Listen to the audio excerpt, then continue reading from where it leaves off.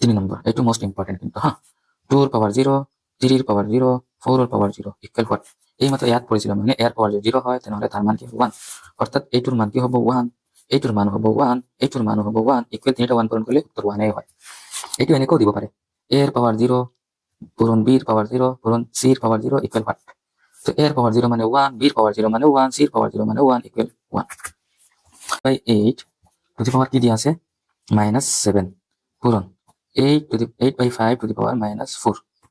আমি এইটুক চেঞ্জ কৰি দিম এইটুক কি কৰিম চেঞ্জ কৰি দিম এইটুক যদি আমি চেঞ্জ কৰি দিও তেনেহলে কি হ'ব 8/5 আৰু তোমালোকে জানা এনেকুৱা যেতিয়া আমি উলটাই দিও পাৱাৰটো পজিটিভ হৈ যায় পাৱাৰ হ'ব 7 পূৰণ এইটো যেনেকুৱা আছে সো 8 ওপৰত গৈছে 5 তলত আহিছে নে নাই এতিয়া আকৌ চোৱা 8/5 যেনেকুৱা আছে তেনেকুৱা আৰু তাৰ পাৱাৰ কি আছে -4 এতিয়া তোমালোকে চোৱা এই দুইটা বেছ সেম হৈ গৈছে নে নাই দুইটা সেম হৈ গৈছে না যেতিয়া দুইটা সেম হৈ যাব অর্থাৎ এটা হয়ে গেছে a to the power m into b to the power n sorry a to the power m into a to the power n এইটুর নিচিনা a to the power m into a to the power n equal a to the power m plus n তো কি হ'ব আমাৰ এইটোৰ উত্তৰ